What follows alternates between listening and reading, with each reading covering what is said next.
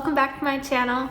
My name is Cece, and today I'm just gonna make a short video talking all about my move to, drumroll, Australia, to Perth. So for those of you who don't know me, my husband is an Australian citizen. We've been together for over 6 years. We got married in 2021 after all of the COVID craziness, and at that time we relocated over to Australia. He's from the East Coast. We lived over there for a couple of months before I moved back to America for grad school, and you can follow that whole saga in my other videos. We ended up being separated for a very long period of time after I departed in 2022. So it wasn't until June of 2023 that we actually were able to see each other again. So I think it was like 15 or 16 months that we were apart. It's crazy. It's not good. But anyway, my husband ended up moving over to Perth. We agreed that we wanted a fresh start in a new city, and we both absolutely love wildlife and love diving. So we thought the Indian Ocean with the Ningaloo Reef is the perfect spot for us to restart together. He moved over in December. I followed in June of 2023. Probably posting this video pretty late, but June is the winter months in Australia. So Australia is in the southern hemisphere, so I was coming from North America where I had just been in winter for a couple of months, and I was really excited to get some warmth. And where my husband is from on the Sunshine Coast, they have a really mild winters, so I fully anticipated Perth to be the same. That is not the case. We've only been here for a little while, but it's all been winter months, and it has rained non-stop. I do not regret moving to Perth. I actually really like it here. It's funny because when we talk to people in Perth and we tell them that my husband's from the East Coast, the overwhelming reaction is, why would you come out here? I think there's this idea that there's not a lot to do in Perth, but if you know me in real life or if you follow me on social media, you'll know that I was a marine biologist who moved around a whole lot the last couple of years, so I haven't really settled into a location yet. And I think that there's so much to do in Perth, and I cannot wait to properly settle down and explore. I'm gonna start a series pretty much just talking about life in Perth and kind of the journey of me and my husband getting reacquainted after being separated. Pretty much actually most of our relationship was long distance. We met while he was in Canada on a visa. I can do a whole video on that too if you guys are curious. That's the big news, is now we live in Perth. We love it so far, even though it's I think it's the windiest city in Australia. It's very windy, very wet. It's actually really cold for Australia. I love it, and so far it's going well. I won't say that leaving America was the easiest thing in the world to do. I had finally gotten to a really good spot in my career where, like, if anyone out there is a marine biologist watching this, you will know marine biology is such a competitive and demoralizing and heart-wrenching and challenging field.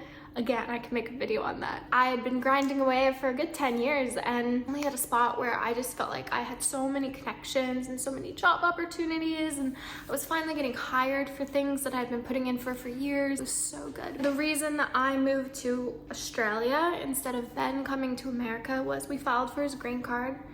And the green card process was taking a really long time. It's not an easy process by any means, and it's very much not straightforward. Whereas for me to relocate out to Australia was super easy, very expensive, but very easy.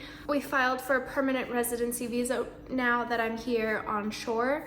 So again, I can make a whole YouTube video about the visa process for anybody that is curious. I had to come here in order for us to be together because he just physically wasn't able to work out there. I relocated out here, left all of my work opportunities and my dog and my family and my friends.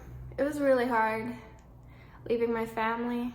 I think during COVID, I just got really close with them. My sister works in the same field as me, so we've been able to work quite a lot of marine biology projects together. Definitely challenging between the time zones and just the, the sheer remote isolation that comes from relocating to a new continent, a new hemisphere, a new country. But I would say overall so far, 10 out of 10, would recommend. If you have any questions about absolutely anything that I have just spat out at you, feel free to leave a comment down below and I'll make other videos going into a heck of a lot more detail. In the meantime, I have to find a job. We have to find a place to live because my husband is a FIFO worker. I said FIFO for a long time. We literally don't have anything.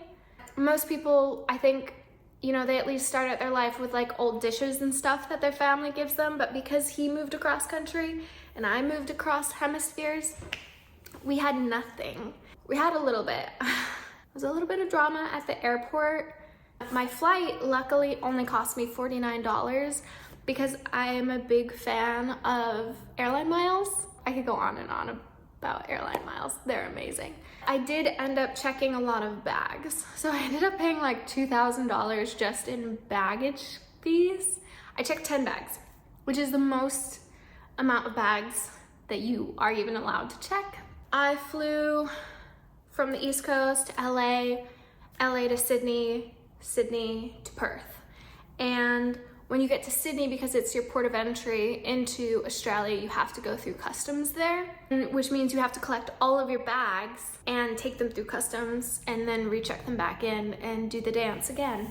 I am very much not one of those people that like looks cute at an airport. I'm one of those people that's like running to make a connection, dripping in sweat, wearing as many layers as I can, and bags are as full as they possibly can be, and I'm shifting shit around. It's stressful, but worth it. Yeah, so I ended up with 10 bags. Started at 7, just slowly grew. So you would think that I'd have a lot of stuff in my 10 bags. I don't know.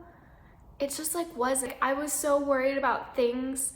Even though I've lived in Australia before, I was so worried about things that I wouldn't be able to get in Australia, like my favorite protein powder. So I like brought my favorite protein powder over here, just like silly things. Ben and I are literally starting our home with like a bunch of protein powder, tons of clothes for me. Yeah, that's it.